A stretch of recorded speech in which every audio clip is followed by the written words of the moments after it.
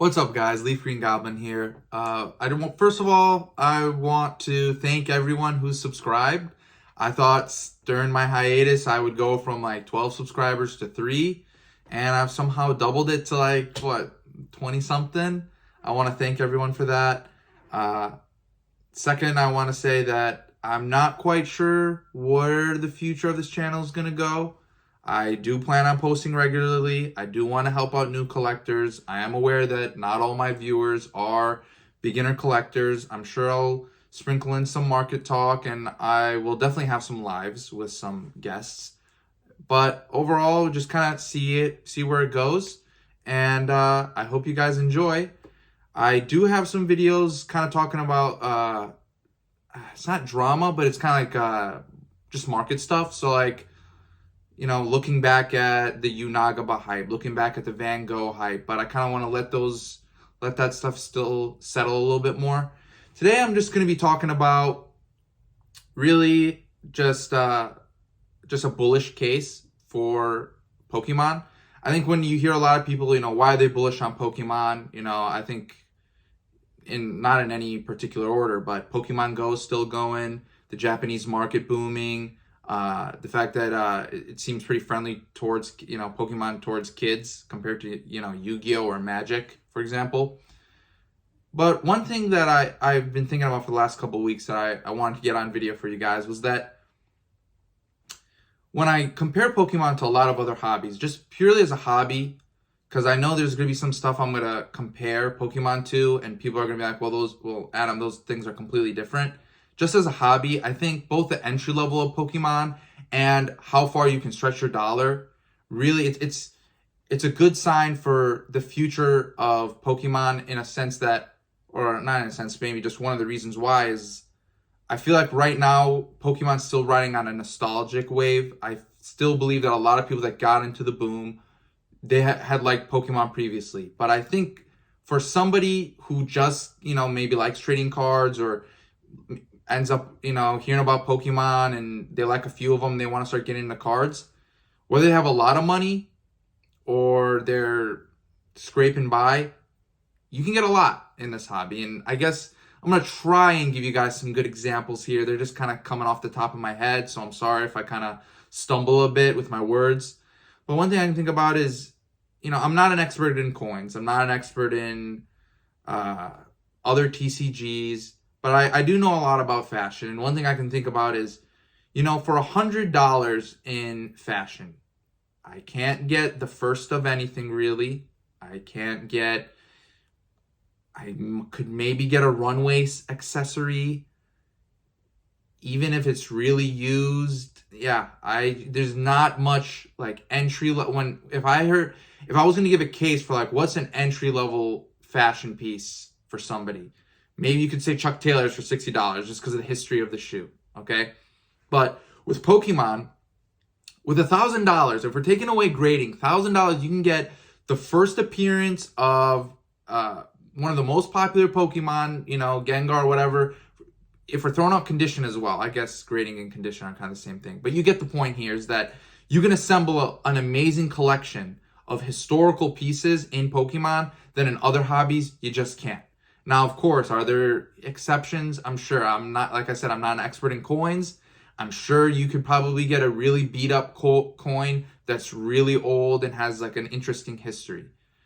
And I'm kind of going back to how like they're separate things. People might make an argument, well, coins, that's historical artifact. You can make arguments that fashion. There's the history of fashion is much more rich than a pop culture collectible, which I agree. But like I said, I'm trying to go off of just as a hobby here. Somebody getting into something, they want to spend money on it.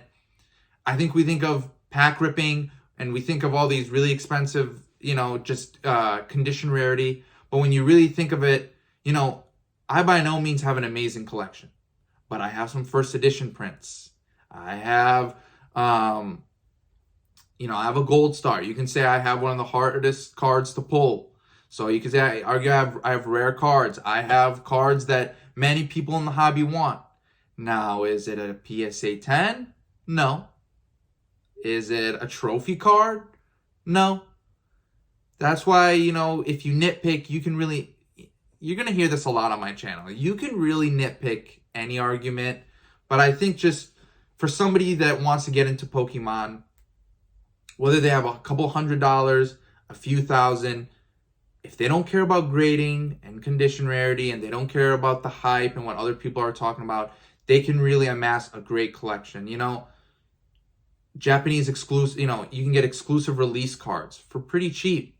I can get a Versus or Vending Series card for like $10, $15. And people are going to say, oh, well, it must be a destroyed card. Okay, with some cards, sure. Okay, I don't know. I wonder how much. I don't really know the price of a first edition Charizard that's destroyed. But I hope you get kind of where I'm going with this here. What else do I want to say? It's only been 6 minutes, but I'm trying to develop this point more for you guys.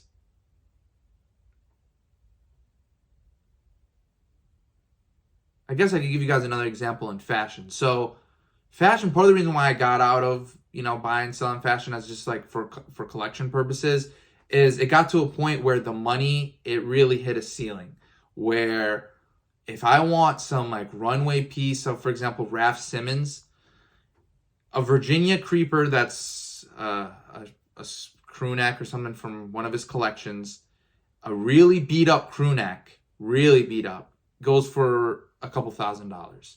And Raf Simons is, while I respect him as a designer, he is not Chanel, he is not Givenchy, he is not, the brand of Saint Laurent.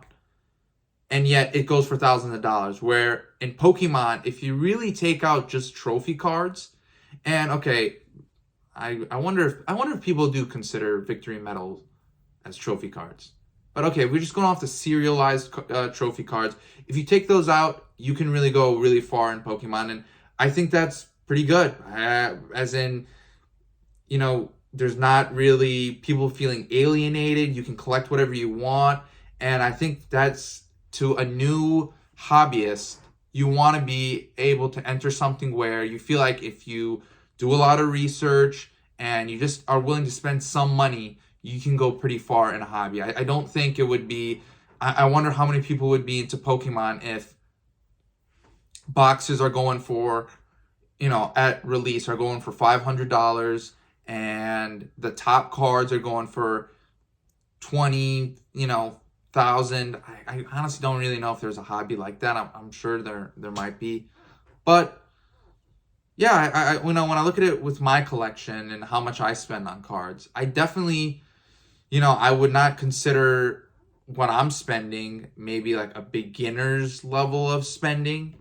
I definitely buy cards that I could get much cheaper if I just got them raw. But I think sometimes when I watch, basically the reason why this whole idea came into my head was because when I've been watching some videos, Reddit, Discord, whatever, and I really feel like you hear people talking about as if, the new collectors are all in modern. And part of the reason why is modern is accessible and it's affordable. But, they're acting as if, I'm not saying that they're purposely gatekeeping here. I'm just saying that they're acting as if, or the way they say that, it could potentially frame it for a new person as, well, that must mean vintage. It takes an expert and you got to be in this hobby for a while to get the right deals. And if, all old cards that have some sort of rarity are really expensive and cards that are not above a PSA 7 are worthless. I don't think that's the case. If you are a new collector and for some reason you think that, I hope YouTube and social media hasn't gotten you feeling like that. But yeah, that's really about it. I'm going to try and keep some of these videos shorter because if I keep ranting, you're gonna get a lot of kind of me having silent pauses, kind of like right now. But I will probably make another video pretty soon. I might make one for Thanksgiving, honestly. I do have a topic for that. And I do have a live coming up in a month. I will link that probably in a future description. Anything else? Nope. All right, guys. Take care.